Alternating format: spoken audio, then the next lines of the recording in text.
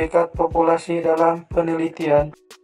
Populasi adalah suatu kesatuan individu atau subjek pada wilayah dan waktu dengan kualitas tertentu yang akan diamati atau diteliti.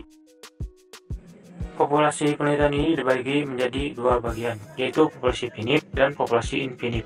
Populasi finit adalah suatu populasi yang jumlah anggota populasi secara pasti diketahui, sedangkan populasi infinit adalah suatu populasi yang jumlah anggota populasi tidak dapat diketahui secara pasti. Pengertian populasi menurut Sugiono 2007, populasi adalah wilayah generalisasi yang terdiri dari objek atau subjek yang mempunyai kualitas dan karakteristik tertentu. Dan menurut Ridwan 2007, populasi adalah keseluruhan karakteristik atau unit hasil pengukuran yang menjadi objek penelitian. Populasi adalah sebuah generalisasi yang terdiri atas objek atau subjek yang mempunyai kualitas dan karakteristik yang dipelajari dan kemudian ditarik kesimpulan, menurut Sugiono tahun 2011. Jenis populasi. Jika ditinjau dari banyaknya, populasi terbagi menjadi dua, yaitu populasi tidak terbatas dan populasi terbatas.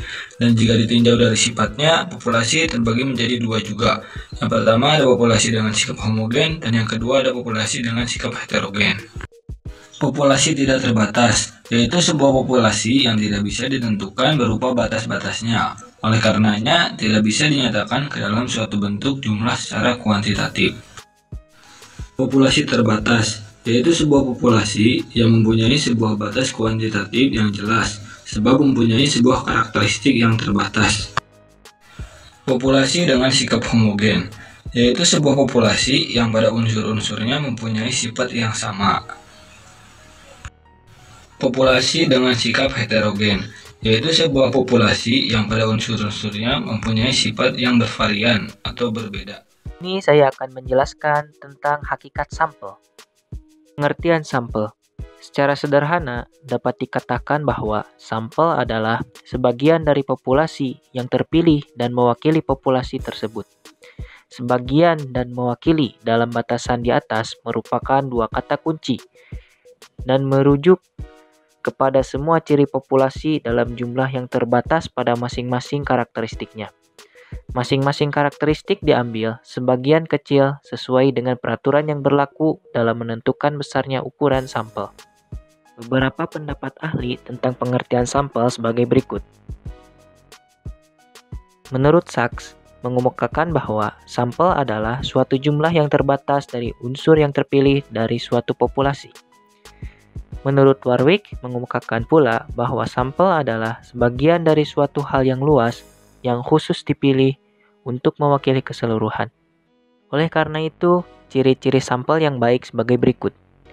Yang pertama, sampel dipilih dengan cara hati-hati, dengan menggunakan cara tertentu dengan benar.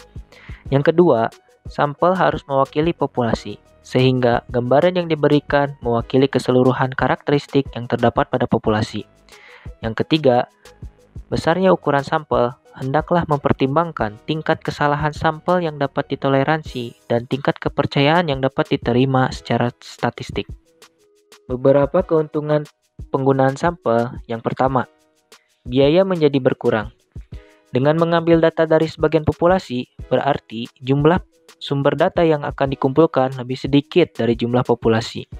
Dengan jumlah yang terbatas, berarti pula biaya yang digunakan untuk penyelidikan menjadi berkurang dibandingkan apabila data harus dikumpulkan dari populasi. Yang kedua, lebih cepat dalam pengumpulan dan pengolahan data. Dengan responden yang lebih sedikit, berarti waktu yang digunakan untuk mengumpulkan data lebih cepat. Penggunaan sampel akan memperpendek waktu penelitian dan mempercepat dalam pengolahan data. Yang ketiga, lebih akurat. Dengan menggunakan sampel, jumlah personal lebih sedikit yang dibutuhkan. Peneliti dapat menggunakan tenaga yang lebih tinggi kualitasnya dan latihan para petugas dapat diberikan lebih intensif sebelum kegiatan pengumpulan data dimulai. Yang keempat, lebih luas ruang cakupan penelitian. Apabila peneliti menggunakan sampel, jumlah respondennya lebih sedikit dan ruang cakupan dapat bertambah luas. beberapa pertanyaan yang dapat membantu peneliti dalam mengambil keputusan apabila ia akan menggunakan sampel atau populasi, yaitu yang pertama, apakah tujuan peneliti yang dilakukan? Yang kedua, bagaimana risiko yang mungkin timbul pada penelitian dan bagi masyarakat? Yang ketiga, pendekatan dan jenis penelitian apakah yang digunakan? Yang keempat, bagaimana karakteristik populasinya? Berapa jumlah populasinya? Yang kelima, berapa luaskah ruang cakupannya? Yang keenam, berapa lamakah waktu yang tersedia? Yang ketujuh, berapa banyakkah biaya yang tersedia dan atau mungkin diadakan? Yang terakhir, teknik analisis data apakah yang akan digunakan dalam mengolah data yang telah dikumpulkan? Hal perlu digarisbawahi, penggunaan sampel bukan dimaksudkan untuk mengurangi ketepatan dan ketelitian peneliti. Selagi sampel itu diambil dengan cara yang baik dan benar, baik dilihat dan ukuran sampel maupun prosedur penarikan sampel, maka hasil penelitian akan tetap benar. Ukuran sampel. Penentuan ukuran sampel dengan mempertimbangkan alat analisisnya. Tujuan penelitian. Penelitian deskriptif yang bertujuan untuk menggambarkan keadaan suatu variabel. Alat analisis yang digunakan. Statistik meliputi mean, median, modus, standar deviation, range, dan lain-lain. Ukuran sampel minimal 10% dari populasi. Sumbernya Guy dan Diehill. Yang perlu dihindari dari ukuran sampel: yang pertama, penelitian tidak membedakan istilah ukuran sampel dengan jumlah sampel. Yang kedua, penentuan ukuran sampel tanpa menggunakan dasar ilmiah yang kuat, hanya berdasarkan konsentrasitas penelitian saja. Perkenalkan, nama saya Fatira Aldina Fitrayani, NPM 182191117 dari Penjas 18D, pada mata kuliah metodologi penelitian kuantitatif. Saya di sini akan menjelaskan tentang teknik dalam pengambilan sampel. Sampel adalah bagian dari populasi yang menjadi objek penelitian atau sampel secara harfiah berarti contoh. Alasan perlunya pengambilan sampel adalah sebagai berikut. Yang pertama, keterbatasan waktu, tenaga, dan biaya. Yang kedua, lebih cepat dan lebih mudah. Yang ketiga, memberi informasi yang lebih banyak dan lebih dalam. Dan yang keempat, dapat ditangani lebih teliti. Pemilihan teknik pengambilan sampel merupakan upaya penelitian untuk mendapat sampel yang representatif atau mewakili, yang dapat menggambarkan populasinya.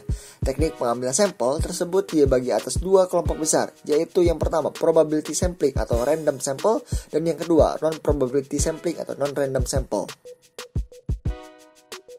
Ada 5 cara pengambilan sampel yang termasuk secara random atau probability sampling. Yang pertama, sampel random sederhana atau simple random sampling. Yang kedua, sampel random sistematik atau systematic random sampling. Yang ketiga, sampel random berstrata atau stratified random sampling. Yang keempat, sampel random berkelompok atau cluster sampling. Dan yang kelima, sampel bertingkat atau multi-stage sampling.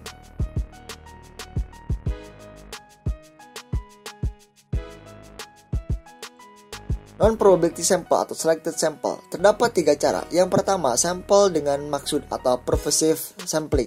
Yang kedua, sampel tanpa sengaja atau accidental sampling. Dan yang ketiga, sampel berjatah atau quota sampling. Terima kasih telah menonton video ini.